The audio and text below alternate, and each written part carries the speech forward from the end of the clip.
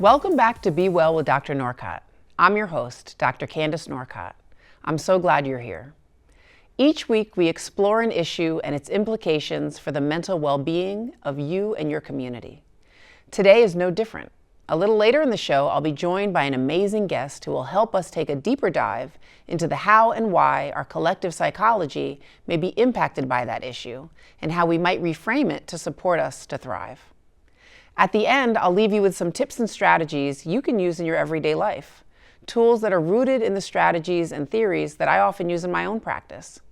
It's important to remember that Be Well is not a replacement for your own therapy. Instead, I hope it can be a conversation starter when your therapist asks you, where would you like to begin? Let's get started. Today, we're talking about family dynamics and boundaries. Our families can be the sources of great support. For many, though, they can also be sources of great hurt. This kind of hurt can be difficult to talk about or name because we receive messages that emphasize how families are supposed to act. If our families are unhealthy, we may end up feeling like we are the problem. And family dysfunction can take many forms. It can look like constant criticism, lack of emotional support, unclear roles, manipulation, or even guilt disguised as love. And when you grow up in it, it can feel normal, even when it's harming you. But here's something to think about. Just because it's familiar doesn't mean it's healthy, and that's where boundaries come in. Boundaries are not about cutting people off or creating distance out of spite. They're about clarity, protection, and self-respect.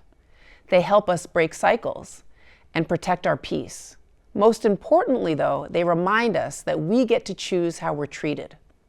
In today's episode, we're unpacking the realities of family dysfunction and how setting boundaries can help be a powerful step towards healing. How do you draw the line with a parent who always crosses it? How do you handle the sibling who guilt trips you into doing things you don't want to do? And what does it look like to hold your ground even when your family pushes back? Stay with us. I'm Felicia Davis Blakely. Joining me on the next edition of In the Arena, a very special guest and dear friend, the 48th Lieutenant Governor of Illinois, Juliana Stratton. I think when I got to Springfield, I just knew that there was a responsibility. You go into these roles and people are counting on you to make their lives better. Tuesday at 7 p.m. on CAN TV 19, streaming on cantv.org and the new Plus app.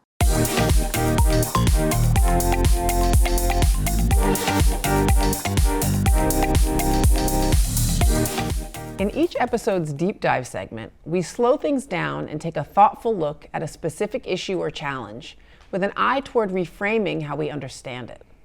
It's not just about breaking down the topic, it's about exploring real, actionable ways to shift perspective, whether that's in our own day-to-day life or in how we relate to someone else's story. The goal here is connection and clarity. So let's get started. To help me with today's deep dive, I'm joined by licensed clinical psychologist, Dr. Nneka Onyezia. She works extensively with children and families, and I'm excited to deep dive with her. Hi, Nneka. Hi. Thank you so much for joining me. Of course, I'm glad to be here. Yeah, this is such a topic that comes up constantly, whether you're at any stage of like your generational journey. Absolutely. And so I was hoping maybe just to start by like, can you situate us with like, who makes up your practice and how does this come up when you're talking to your patients? For sure, yeah. So I'm a child and adolescent psychologist primarily, but I work with the lifespan. So I'm working a lot with school-age kids, but also adolescents going off to college, young adults, and then their families. So I interface with a lot of parents as well. And the question about when to set boundaries, how to set boundaries, is ever present.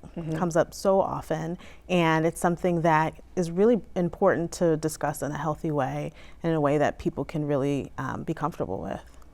When you think about patterns of unhealthy family systems, or the ways in which families can interact with each other in healthy and unhealthy ways, what are some things that you just see in your practice that you're like, oh, this is an example of a healthy back and forth. Sure. And then the opposite or the other end of the spectrum. Sure. Well, I think one of the ways that it comes up very often is when there are different generations that have to interact with each other. It's very frequent that I have someone who's younger, from a younger generation, kind of describing that the adults or the older people in the family don't understand what they're going through. And then on the other hand, you have the older adults that sometimes have a hard time with just releasing some control, right? As people go through developmental stages, wanting more independence is a part of a normal, healthy growth. But it can be hard to shift relationships from one where you're primarily the parent, you tell them what to do, or you give them guidance, to letting people make their own decisions and choices. So that's one way it comes up very often. I also, thinking about just when you're kind of attuned towards looking at families and systems, and whether it's in your own life or in the people that you're working with, this issue of, this reality of patterns getting passed down. Sure. And so there are all sorts of ways that can happen. And sometimes there's just patterns of, we weren't affectionate in our family, or we name called, or we got called out of our name constantly. Right. And I don't want to do that with my children, but I notice. So I guess, what are some ways that you've just seen that kind of be harmful in your clinical care? Absolutely. Those are really good examples. And I think that sometimes it can feel like, well, this is what I've always done. And sometimes it's an unconscious thing where you start to repeat the patterns that you grew up with or that you've become used to. Or it's a situation where you can recognize that this is an unhealthy pattern that you don't want to continue, but you just don't know how to get out of it. Because that's how patterns go, right? It becomes the situation where it feels easier at least, to keep going and to just keep doing the same thing, and to avoid the pushback that often comes when you do try to step out of a familial pattern. Right. Yeah. And naming it and talking about it in therapy, I mean, again, we're biased, but therapy is amazing. Right. But one of the powerful pieces is to be able to say in a safe space, I'm repeating a pattern and I want to stop. Absolutely. Because there can be so much shame. There can be so much shame. And when you name it, it makes it like this is a thing that I can actually work on, versus this ever-present looming dark cloud that I can't do anything about. It's like, if I can name it, then maybe I can tackle it, maybe I can change it, maybe I can mold it with help. And you can't ignore it anymore once you've given it a name. One of my favorite kind of sayings is, name it, frame it, tame it. Yep. It just is so bite-sized and helpful. I love it, right? You got to name it, and then if you name it, you can begin to reframe it and think about it differently, and then you get to tame it. Exactly. So, exactly. I love it. Yeah. This idea of patterns, there's this actionable piece where some people find themselves repeating the patterns. Right. And then there's some where they just kind of go back into harmful situations thinking it's going to be worse. Sure. Does that make sense? Absolutely, yeah. And one of the areas that I focus on, I do see a lot of people who've experienced trauma, and a lot of times, it can be a situation where you don't even realize what you're doing. You don't even realize what you're allowing to be done to yourself. And sometimes when I work with people who've experienced some kind of traumatic situation that they may not have even named yet, they might have not have done the first stage of naming, a lot of it is helping them recognize, how do they feel in these situations, right? A situation that maybe happens over and over again. I always feel comfortable around that cousin, or whenever we do this, cookout or this activity, I just get quiet and I don't want to talk. Just recognizing, okay, those behaviors are happening. Let's take a dive and understand, why do you think that's happening? Let's name it, and then let's figure out, okay, what kind of agency do you have now that maybe you didn't have before, or maybe you didn't know how to get out of an uncomfortable situation before. What can we do now to help you do something different and rewrite that story? So much of therapy is paying attention to what your body and what your emotions are telling you. Right.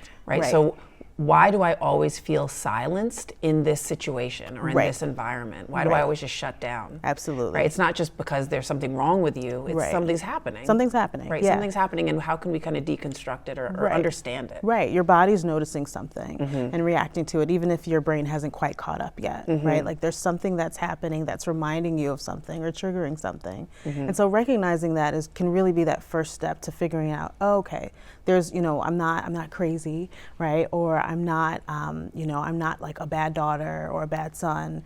That no, actually my body is giving me signals that I need to pay attention to. I'm so glad that you brought that up, because I think people place themselves in this forced choice of, I need to be a good daughter, and good daughter means showing up, doing these things, and really kind of being in the line of fire for in some families, right?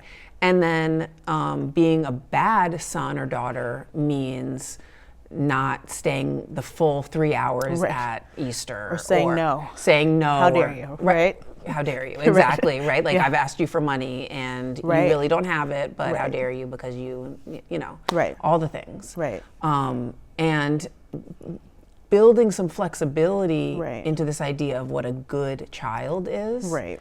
And just exploring that becomes so much of what therapy is. Right, and that word you use, flexible, is so important too, because it's not as if the goal is always, and I'm saying always for an important reason, the goal isn't always to go from having no boundaries at all to being super, super rigid with your boundaries, right? The goal is to find some flexibility where you are attuned to what you need, but you're also kind of showing up for your family. You're doing the things that actually, do serve you and do feed you and your family.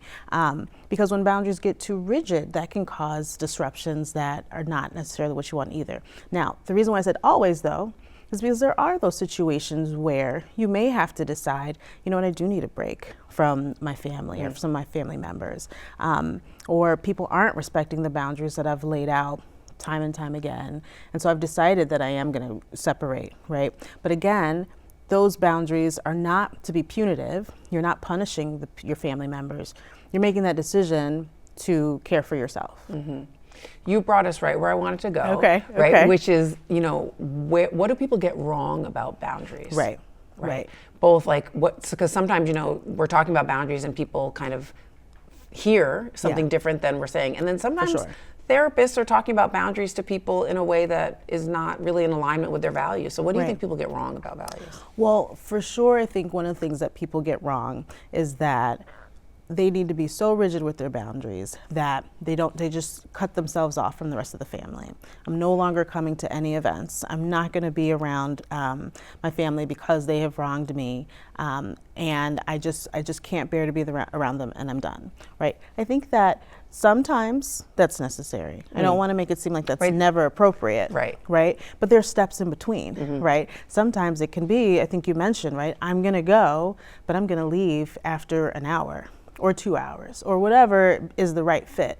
But knowing that you don't have to be all or nothing, right? It doesn't have to be black or white, I'm in or I'm out. It could always be, I'm going to go for a little bit and see how I feel. And these will be the signs, A, B, and C, that it's time to go. Is it because, actually I'm getting pressured to do something I don't want to do? Time's up. Or is it, my child who I brought with me is tired and, running amok, time to go. Is it that I just no longer feel comfortable and it's dying down and, I always get roped into paying for something or cleaning up beyond what I'm comfortable with? Then I'm going to go, right? So there is that middle ground between I'm all in or I'm all out. That's I love those examples because those are really helpful, I think, and are going to be helpful and resonate with a lot of people, right? Yeah, for sure. Myself included, right? And it's a work in progress. Yeah, as I take my own notes as you're talking, right? Right. It's not as if you've done it once and then it's over. It's a continual thing that you're doing. And you have to remind people, too, of your boundaries. Yeah, yes. Yeah. Let's put a pin in that for 1 second. Okay. Because just a little bit more about recognizing at different points when you can press the eject button. Right. And when you can say, I've said that when this topic comes up, I don't want to be present or I won't engage. Right. And so you've brought this topic up and so the decision I've shared with you, right? Kind of, you can announce your boundaries. Right. But I think what people sometimes get wrong is that people have to believe them or buy into them. And no one Very else, good point. no one else Yeah. other than you has Right. to believe in your boundaries. 100%. Yeah. Everyone doesn't have to agree. They're not right. It's not a democracy. It's No. not a democratic It's action, not. right? It's not, Like yeah. it's for you to kind of connect with what's important to you for your safety. Right. And if people understand them and get them, that's great. But if people don't get them, it doesn't mean they're not good boundaries. Exactly. And that can be the hard part, right? Because sometimes people disagree very loudly. Yeah. Right? And so if you have a situation where you are enforcing your boundaries, you're being very clear and direct, and someone's disagreeing with you loudly, it's important to be able to say, and maybe even have a phrase in your back pocket, like, you know what? I hear you, but I'm still leaving, right? Or whatever it is for the situation, so that you don't get pulled into an argument that's keeping you where you didn't want to be in the first place.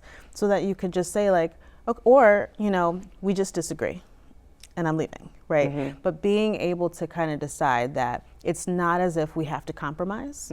It's not as if we all have to be on the same page, right, at the end of this. It's really just that the only page that we have to agree on is that I'm leaving. And be able to kind of stand in that. And the patterns are patterns, which means they're predictable. Right. Right. And Absolutely. so there is a level of preparation that you can do before you go and Absolutely. before you kind of return to these systems Right. and engage. So which can be a source of strength as you think about planning. Absolutely. There's this sense that boundaries sever. Right. And I think when they're kind of done from this like Western kind of perspective, Right. this like, you just stand alone on your own, that they can be harmful. For sure. Right? But boundaries actually help us facilitate relationships, healthy relationships. And it's a hard thing to do for so many people for so many reasons, because you want to still be aligned with, people that you're setting boundaries with sometimes, right? Sometimes you still want to make sure that you have a relationship, and it's hard to consider that they're going to see you differently after you say something. But it's really about teaching people how you want to be treated and how you want to interact with them, and growing too, and understanding that relationships do change over time, and you might want something different from the relationship. Yeah, Yeah. absolutely. So Yeah. what are some things that you share Sure. in your practice about moving people towards practicing or trying out boundaries? And where do you see people kind of hiccup or stumble? Sure. Well, when I work with people and their parents, for example, I feel like the parent-child relationship is just rife with so many examples of this. So let's go there. Yeah.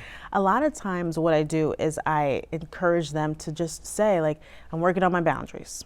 So that it's an open conversation, so that there's an understanding that this is not about me punishing you, getting away from you. This is not even, sometimes it's not even about me giving a referendum on your parenting or saying that you did this or this or this. It's really about what I need, right? So being really upfront about, like, this is something that, I'm going to start doing because I need it. And I think that helps a lot, because then if you do get pushback, you can call back to what you've already put out there. Like, I'm trying to work on this, right?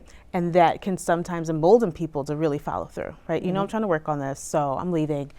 I'll be back, or I'll see you this other time, or let's talk another time. Let's talk about something else. But it really can help clear that air and give people who are setting the boundary the confidence to actually follow through on it. Yeah.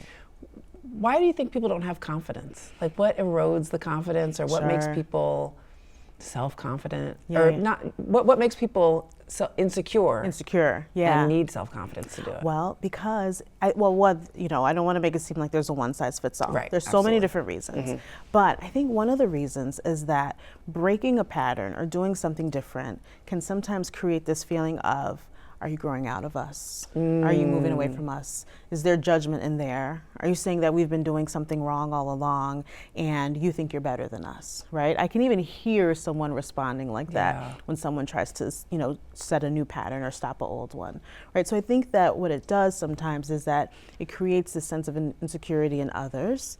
And you, as the person setting the boundary, might be afraid that they're going to look down on you, or they're going to not talk to you anymore.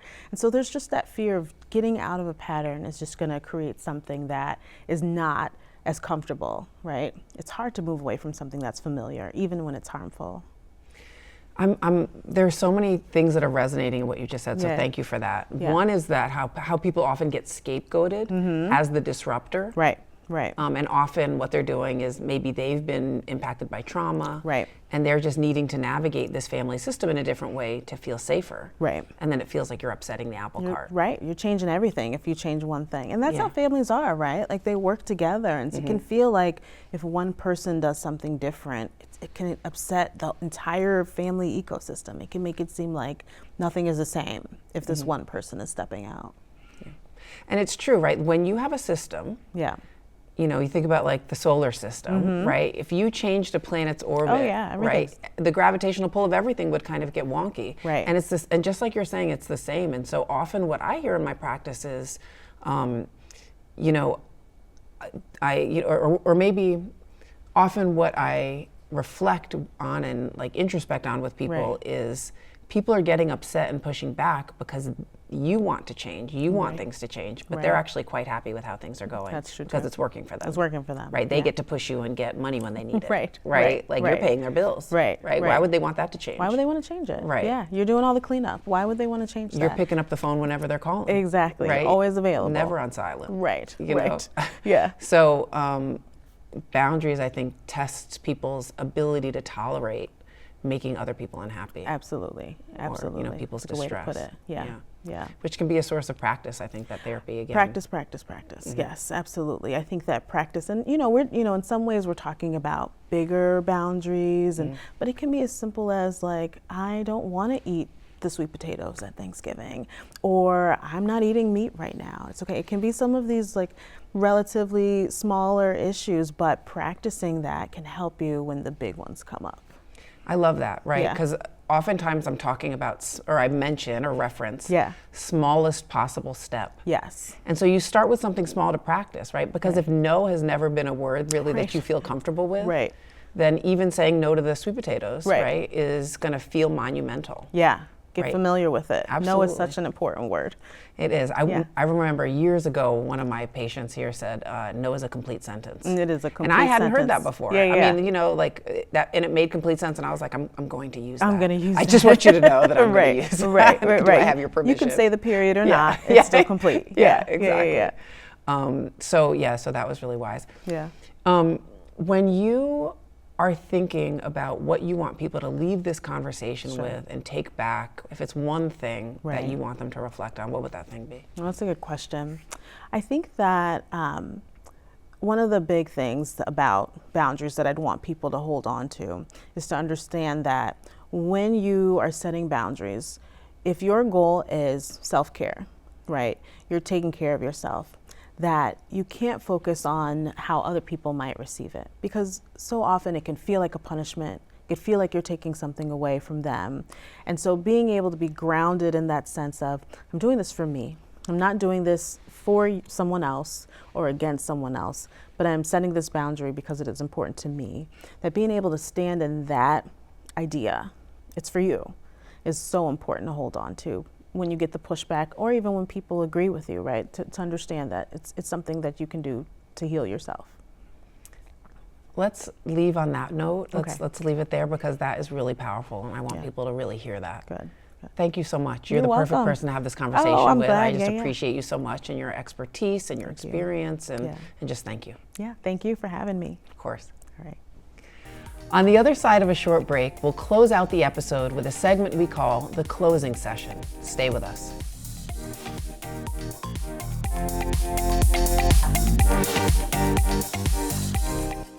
Hi, I'm financial educator Tamara Durbin. On the next episode of In the Money, we'll talk about planning for life essentials with my guest, real estate broker E.J. Williams and chef Shawana Kennedy. Join the conversation exclusively on CAN-TV, cable channel 19, or stream live on cantv.org or on the CAN-TV Plus app. Elevated conversation and storytelling. Experience the power of community television.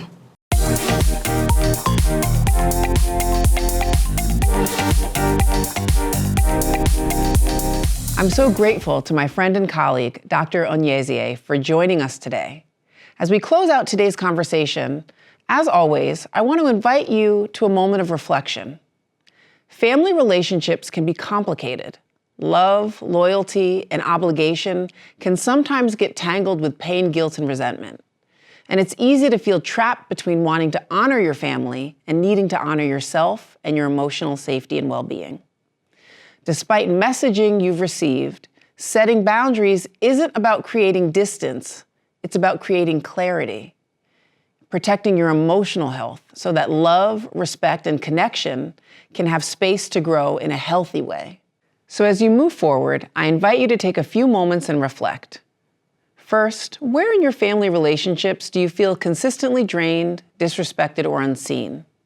Identifying those patterns is the first step towards change. Second, what boundary, big or small, could you set to protect your peace? Maybe it's saying no without guilt. Maybe it's ending conversations when they become hurtful. Maybe it's choosing not to attend every family gathering out of obligation. And finally, how can you stay compassionate towards yourself as you practice these boundaries? Because it's not going to be easy. Sometimes the hardest part isn't setting the boundary, it's standing by it when it's tested. Remember, you're allowed to prioritize your well-being, to define what respect, connection, and love look like for you. And you're allowed to break cycles that no longer serve you, even if it feels uncomfortable at first.